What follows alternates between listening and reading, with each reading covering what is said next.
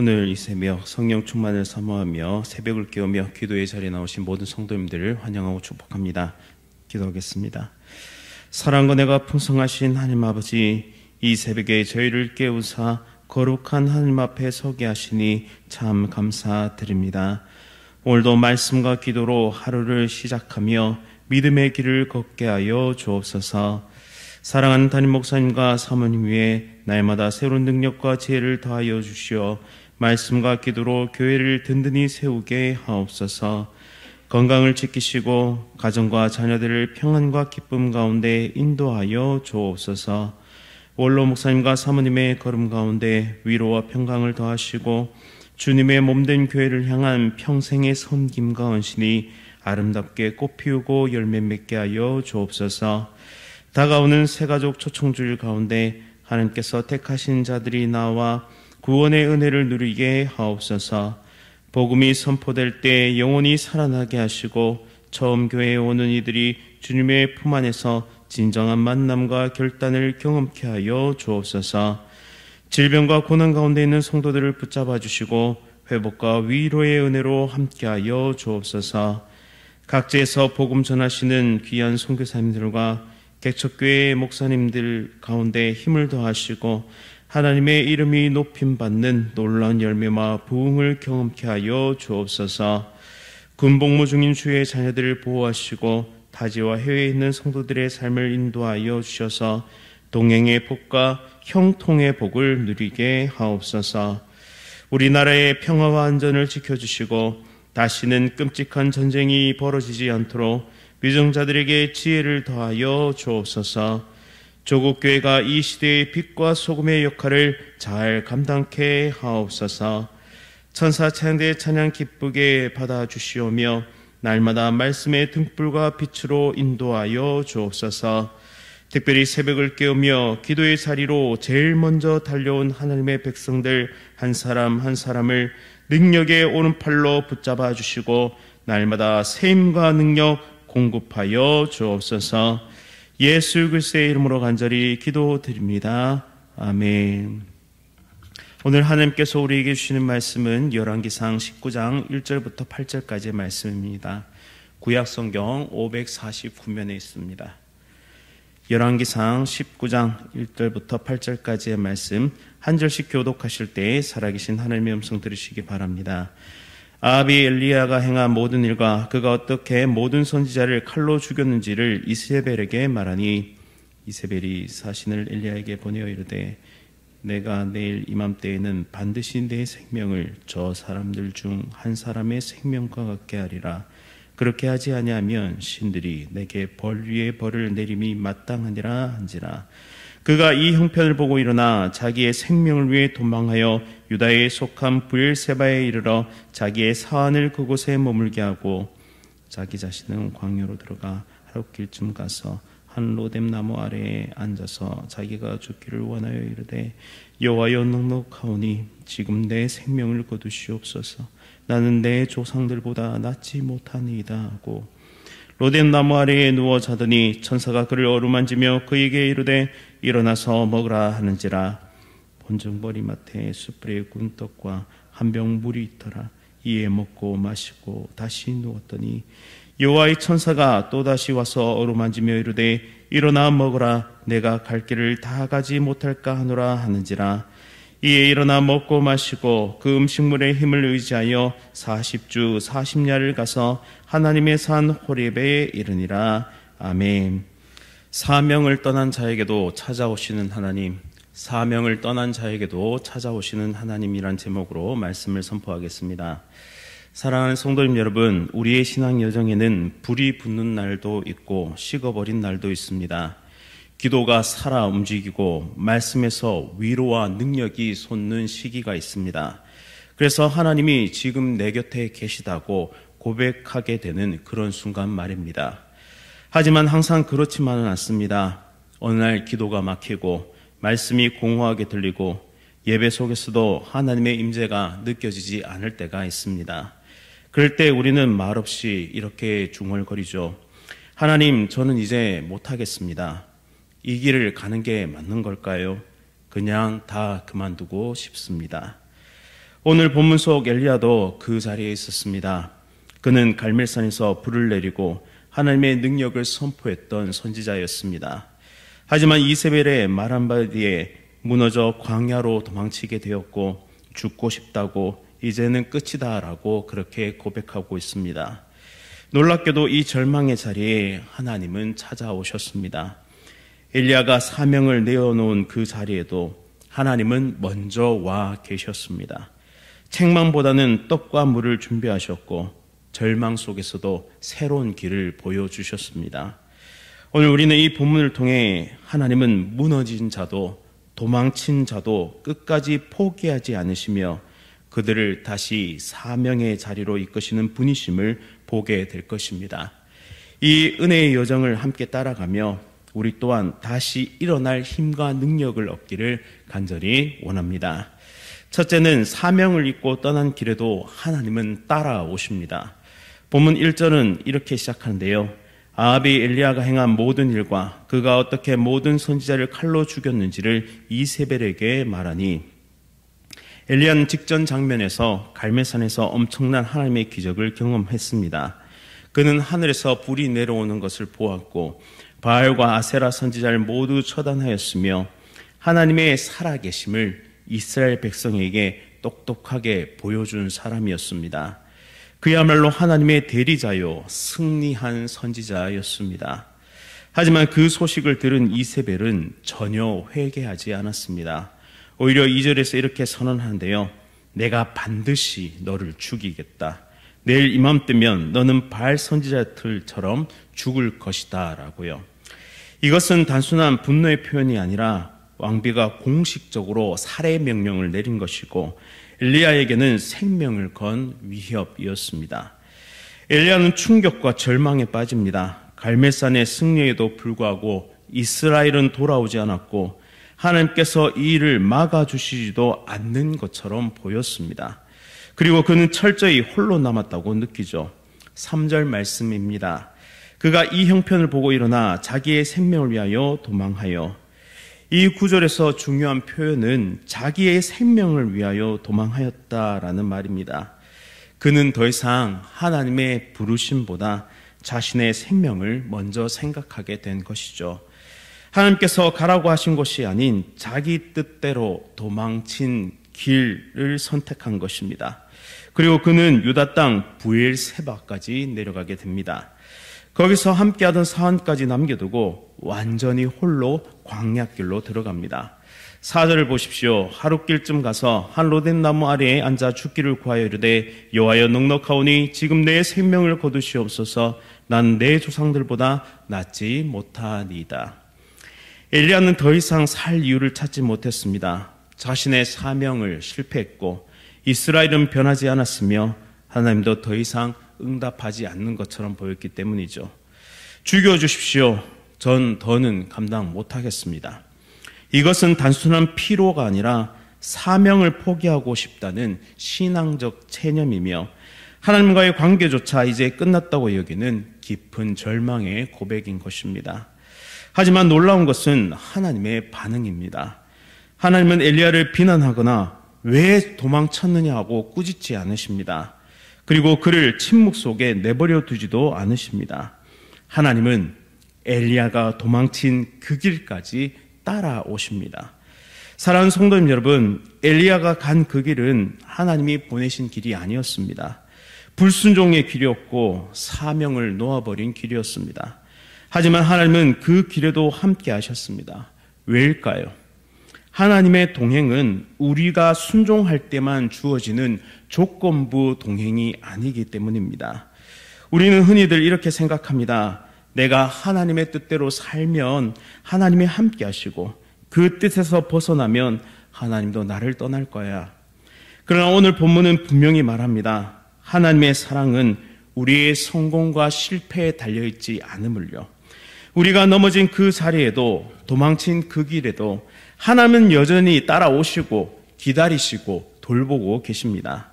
신학적으로 이것을 하나님의 언약적 임재라고 말합니다. 하나님은 우리가 잘할 때만 함께 하시는 분이 아니라 우리가 무너질 때에도 실패할 때도 그 자리에 함께 계시는 분이십니다. 히브리서 13장 5절의 약속처럼 내가 결코 너를 버리지 아니하고 결코 너를 떠나지 아니하리라. 이것이 바로 하나님의 변함없는 언약이죠.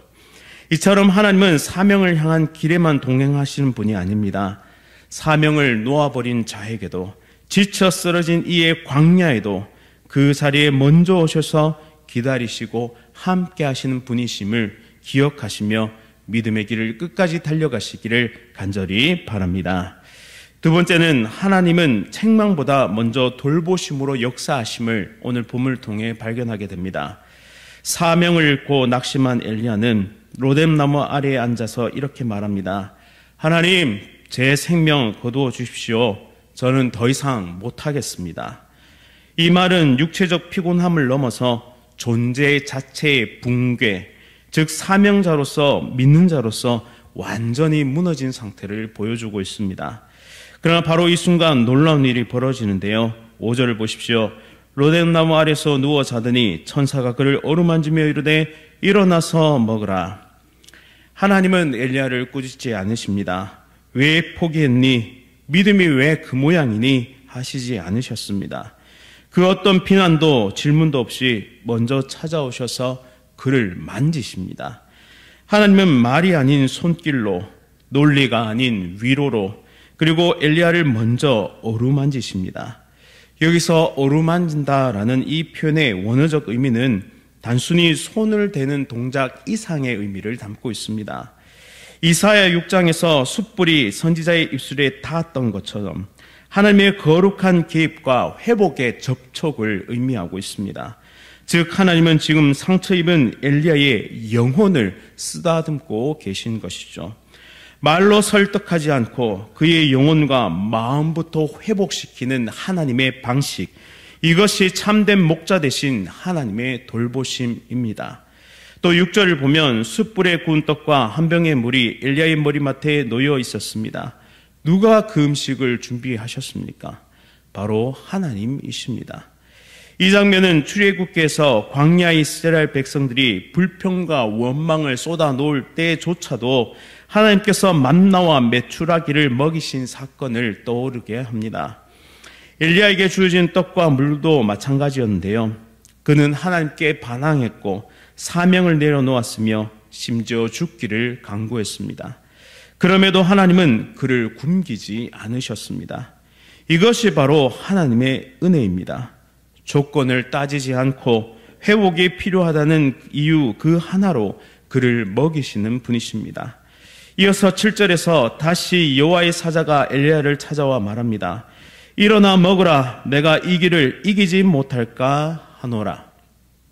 이 말씀은 단순한 응원이 아닙니다. 이 길이란 표현은 그저 목적지를 향한 여행이 아니란 말입니다. 하나님이 엘리야에게 새롭게 열어가시는 사명의 길, 회복의 여정을 뜻합니다. 하나님은 지금 말씀하고 계십니다. 나는 내가 다시 그 길을 걷게 될 것을 알고 있다. 그 길은 내가 혼자서 이길 수 있는 길이 아니기에 내가 먼저 너에게 힘을 주노라. 우리는 이 본문을 통해서 하나님께서 실패하고 무너진 인생을 어떤 방식으로 회복시켜 나가시는지를 깨닫게 됩니다. 우리가 신앙적으로 무너질 때 하나님은 먼저 존재 자체를 회복시켜 주십니다. 사명을 다시 감당하게 하시기 위해서 먼저 몸과 마음이 살아나야 하기 때문입니다. 그래서 하나님은 명령보다 돌봄을 먼저 주시고 회복으로 먼저 일으키시는 분이십니다. 돌봄 없는 명령은 은혜가 아닙니다. 회복 없는 사명은 결코 완성되지 못할 것입니다. 하나님은 항상 이 연약한 인생을 먼저 회복시킨 다음에 다시 말씀하십니다. 사랑하는 성도님 여러분, 우리가 낙심하거나 무너질 때 우리는 종종 이렇게 생각합니다. 나는 이제 쓸모없어. 하나님도 나 같은 사람 더 이상 쓰지 않으실 거야. 하지만 오늘 본문은 분명히 말합니다. 하나님은 그런 우리에게도 떡과 물을 준비하십니다. 우리를 먼저 쉬게 하시고 다시 회복시키시고 그 위에 사명을 말씀하십니다. 하나님은 넘어졌다고 끝내지 않으시는 분이십니다. 그 자리에 오셔서 만지시고 먹이시고 다시 세우시는 분임을 꼭 기억하시기 바랍니다. 그래야 오늘 이 새벽 우리를 회복시키시고 돌보시는 하나님의 놀라운 사랑의 손길을 경험하는 은혜의 백성들 다 되시기를 간절히 바랍니다. 마지막으로 은혜의 떡은 실패한 길을 다시 소명으로 바꿉니다. 앞서 하나님은 엘리야에게 떡과 물을 주시며 이렇게 말씀하셨죠. 일어나 먹으라. 내가 이 길을 이기지 못할까 하노라. 여기서 하나님은 엘리야에게 주신 이 음식은 단지 육체적 생존을 위한 공급이 아님을 깨달을 수 있습니다. 이것은 무엇이냐? 새로운 사명을 감당할 수 있도록 준비시키시는 하나님의 공급하심입니다.